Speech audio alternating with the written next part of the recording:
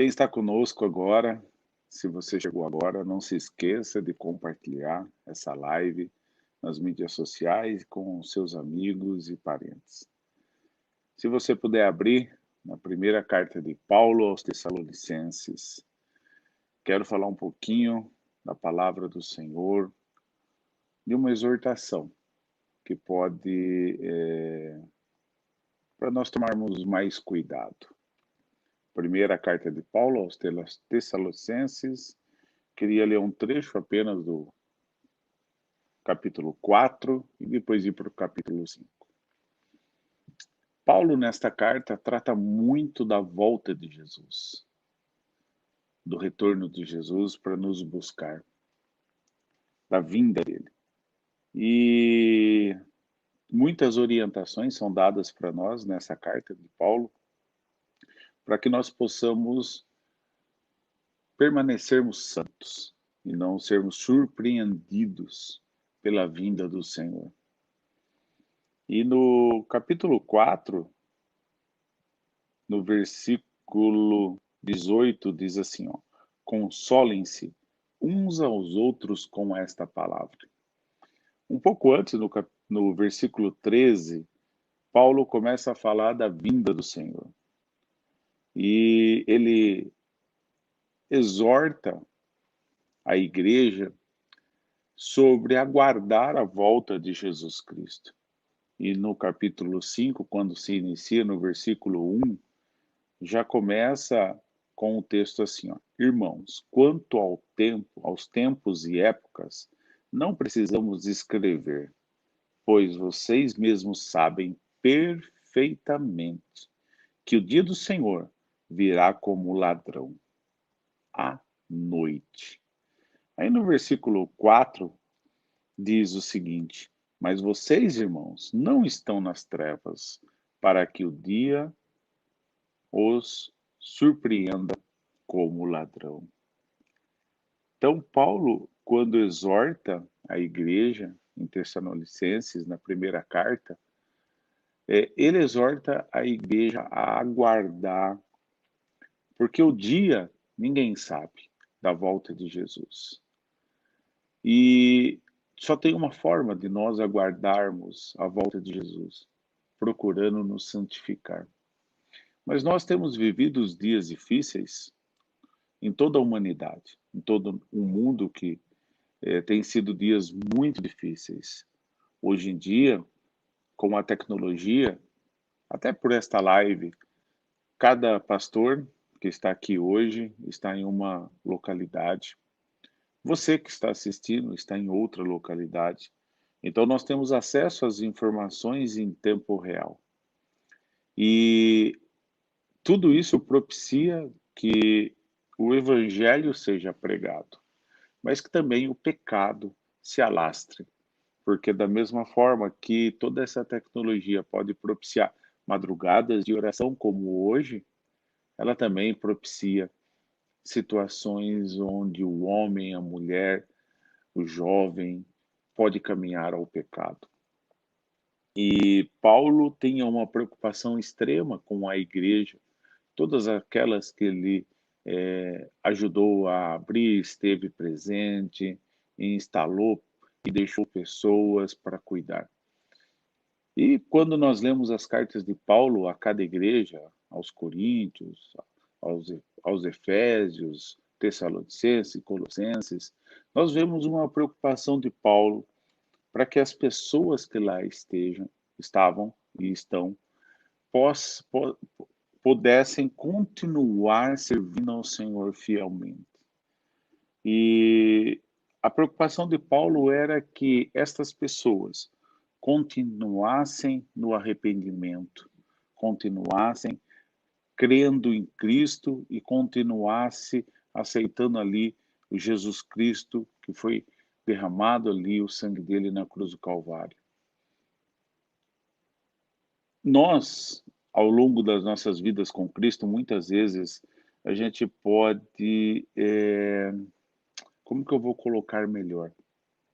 As preocupações do nosso dia a dia, os nossos desejos, as nossas ambições, as vontades que nós temos de conquistar tantas coisas. Essas coisas nós temos que tomar muito cuidado, porque nós podemos querer que Deus abençoe a nossa empresa, abençoe o nosso emprego, abençoe a nossa família, abençoe filhos, esposa, esposo, amigos, abençoe a igreja que eu digo, a igreja onde você congrega. E estas situações podem, com o tempo, tomar uma amplitude na sua vida tão grande, que acaba até suplantando o amor de Deus. Porque, são situações que você coloca tão com um objetivo e aquilo você começa a buscar com tanto afinco, que você esquece que Jesus Cristo é o Senhor da sua vida. E que diante de circunstâncias, diante da sua vida pode acontecer momentos difíceis. Eu conheço pessoas que já abandonaram a Cristo por causa das situações que ocorreram na sua vida. Tem pessoas que podem culpar um parente, um amigo, um pastor, porque ela se decepcionou com as pessoas. E o que eu posso falar para você é que o único que não decepciona você é Jesus. O homem, o homem, ele sempre corre o risco de decepcionar as pessoas. Eu, com certeza, já decepcionei alguns. Infelizmente, nós não somos perfeitos e a realidade é que quando a gente, eu e você, normalmente analisamos e julgamos os outros, mas a Bíblia fala: julguem-se cada um a si mesmo. E quando eu paro para julgar a mim mesmo e me colocar na posição do meu irmão, muitas vezes eu retroajo e falo assim: não, eu tenho que ser mais benevolente, ter mais entendimento. Deus já me ensinou há algum tempo atrás o seguinte: muitas vezes nós olhamos para a vida das pessoas e as pessoas acabam, a gente pensa assim, nossa, mas o nosso irmão, a nossa irmã está passando por uma situação X ou Y. Como seria tão fácil ela sair daquela situação? Bastaria ela orar, buscar a Deus, estar aqui conosco de madrugada, né? Que Deus responderia a oração. Meu querido meu irmão, será que eu e você, na mesma situação dessas pessoas, nós teríamos qual atitude? Porque nós criticamos as atitudes das pessoas. E nós, naquela situação, quando nos vermos envolto de todas as circunstâncias que estão afligindo as pessoas, qual a nossa atitude? E Paulo tinha uma preocupação enorme, porque diante das circunstâncias, eu e você podemos errar e com certeza não existe como não errarmos, acertarmos em tudo. E no versículo 14 de primeira carta de Paulo aos Tessalonicenses, capítulo 5, diz assim: exortamos vocês, irmãos. Aqui, advirtam os ociosos, confortem os desanimados, auxiliem os fracos, sejam pacientes com todos. Tenham cuidado para que ninguém retribua mal com mal, mas sejam sempre bondosos um para com os outros e para com todos. Então, Paulo exorta a mim e a você a termos uma atitude diferente. Advertirmos, sim, claro, os ociosos. Quantos estão ociosos, ainda mais diante de uma pandemia? Ociosos eu não digo de trabalho, mas ociosos na obra do Senhor, ociosos na busca pelo Espírito Santo de Deus, ociosos, sem falar porque estão trancados dentro de casa, não estão muitas vezes trabalhando, ou acabam nem estando na igreja, e é uma realidade, o nosso estado, todas as igrejas estão fechadas, o estado de São Paulo. Eu e você estamos em casa, E estamos buscando ao Senhor? Ou estamos vivendo de Netflix? Estamos vivendo de séries? Será que essa ociosidade de não ir à igreja de segunda a segunda, claro que tem muitos que iam uma ou duas vezes na semana na igreja, ali na comunhão com os irmãos, por causa do trabalho, por causa do estudo, mas hoje muitas pessoas estão ociosas e estão deixando que o tempo passe e não buscam mais a Deus, não buscam como deveriam e não pregam e não falam, não testemunham. Confortem os desanimados. Quantas pessoas estão desanimadas? Desanimadas diante da circunstância, desanimadas diante dos problemas que se avolumam, desanimadas diante das circunstâncias da saúde de muitos familiares e amigos, desanimados por causa da situação financeira que muitas pessoas têm passado. A palavra de Deus fala: conforte os desanimados, auxiliem os fracos. Como eu disse, nós vemos muitas pessoas, às vezes, dentro da igreja, desistir do evangelho, desistir de ter uma comunhão com Deus por causa de terceiros, por causa de pessoas que acabou até magoando ou até fez algo errado. Errou, mas nós vemos pessoas que acabam abandonando a Cristo por causa de outro homem, de outro irmão em Cristo. Jesus Cristo é que morreu por você. Jesus Cristo morreu por mim na cruz do Calvário. Então não importa o que o irmão faça para você, não importa o que o pastor, porque nós somos humanos e erramos. Nós cometemos erros. Mas quem morreu por você foi Jesus. E é Jesus quem te fortalece e te dá força. Não abandone a Cristo por causa de outros, nunca. Sejam pacientes com todos. Mas o versículo 16 diz assim: alegrem-se sempre. E como nós vamos se alegrar diante de tantas circunstâncias? Pensa bem, quantas circunstâncias estamos vivendo hoje? Para alguns, o momento tem sido muito bom, inclusive financeiramente. Mas para a grande maioria, tem sido dias de angústia, dias de tristeza e dias de luto. Muitas pessoas têm morrido. Muitas pessoas estão vivendo o começo, o capítulo 1, ou seja, o dia do Senhor tem vindo para ela como um ladrão. Muitas pessoas têm tido que se encontrar com Cristo, com Deus, e prestar contas dos seus atos. Isso é um fato. Jesus Cristo pode voltar para mim individualmente. Hoje pode ser a última vez que eu trago uma palavra aqui para vocês. Não sei, mas eu tenho que estar pronto para este dia, eu tenho que estar arrependido, eu tenho que estar verdadeiramente salvo, porque o dia virá como um ladrão, ou Jesus arrebatando a igreja, ou eu tendo que me encontrar com Cristo para receber a minha coroa ou não. Mas a palavra diz: alegre-se sempre. Versículo 17, que é o que nós estamos fazendo aqui essa madrugada. Orem continuamente. Orem continuamente. Deem graça em todas as circunstâncias. Paulo aqui não fala deem graça, agradeça a Deus só quando está tudo bem, quando a sua família está bem, quando todo mundo está com saúde. Paulo não fala que é quando você não tem necessidade e a prosperidade bate à sua porta e fica.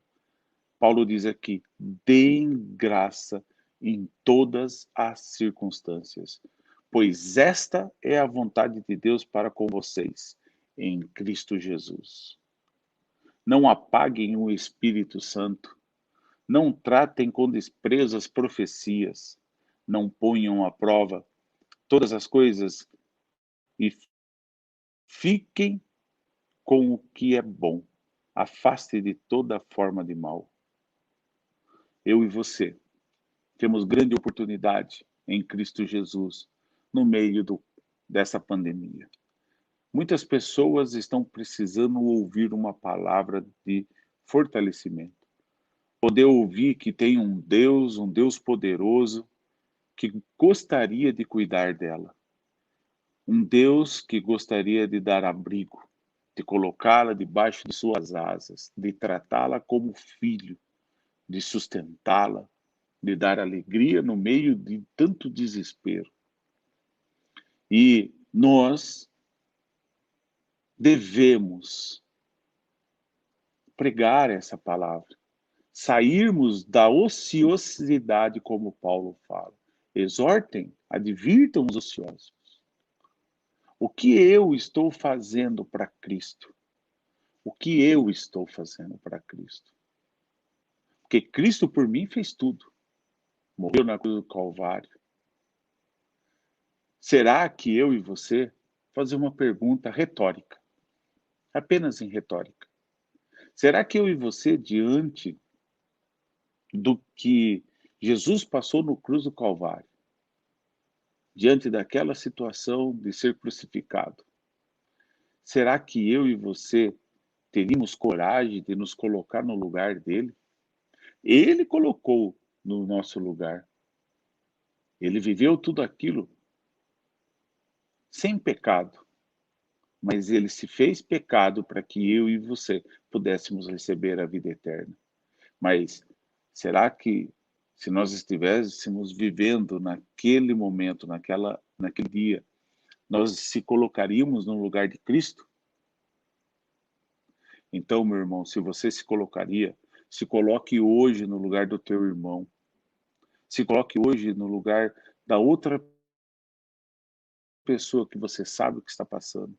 Ajude-a, exorte-a, dê ânimo, acompanhe. Não desanime as pessoas que estão ao seu redor, em hipótese alguma. Leve a Cristo.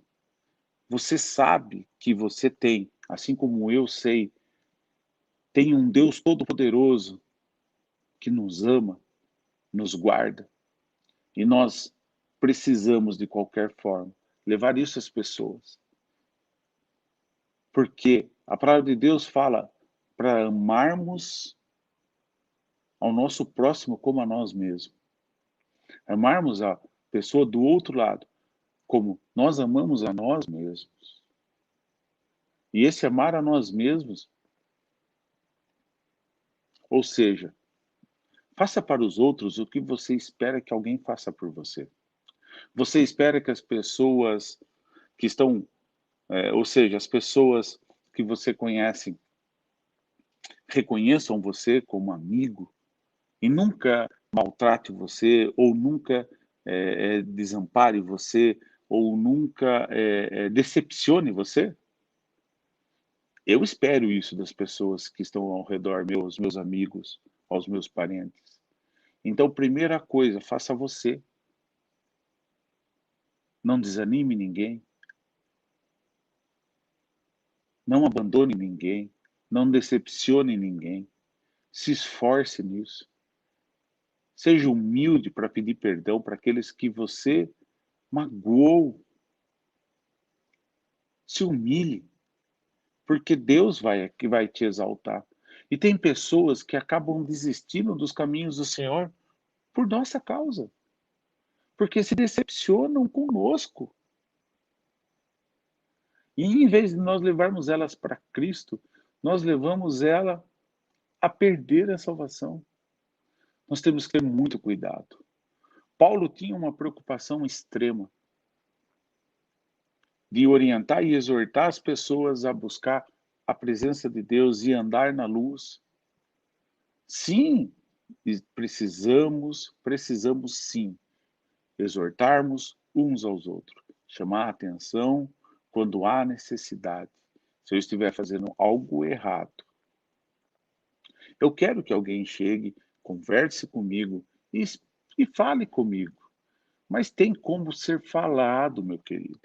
Nós não podemos chegar, eu não posso chegar a um companheiro meu, a um irmão meu, E quando eu for exortá-lo, eu magoá-lo, eu levar uma palavra de afronta para a vida dele. Eu não posso afrontá-lo.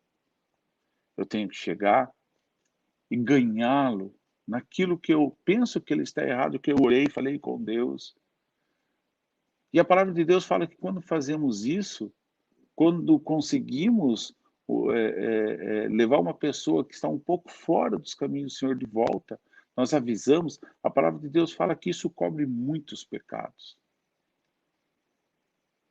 O que eu quero dizer para você é que eu e você, um dia, vamos receber a chamada de Cristo, ou coletivamente, através do arrebatamento da igreja, ou individualmente, através da nossa chamada para estar com Ele na glória. E nesse dia, eu e você não podemos, em hipótese alguma, não apresentar os nossos talentos a Cristo, porque Cristo concedeu a mim e a você talentos.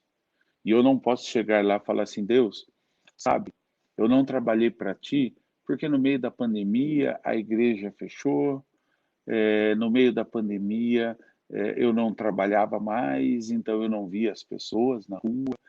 No meio da pandemia eu fiquei muito dentro de casa e acabei não levando a tua palavra. Nós temos que angariar novos talentos. Se Deus te deu um talento, não importa quantos talentos Deus te deu, eu e você temos que trabalhar. Não importa se a tua igreja ou qualquer outro local que você frequente, ou o seu líder, te deu oportunidade. Você tem que trabalhar para Cristo. Porque é Ele, ou seja, somente Ele, que é o galardoador da sua vida. Eu e você temos que honrar esse Deus que nos chamou do pecado para a sua maravilhosa luz. Creia nisso. Vamos buscar a Deus para que isso seja realidade na nossa vida. Amém?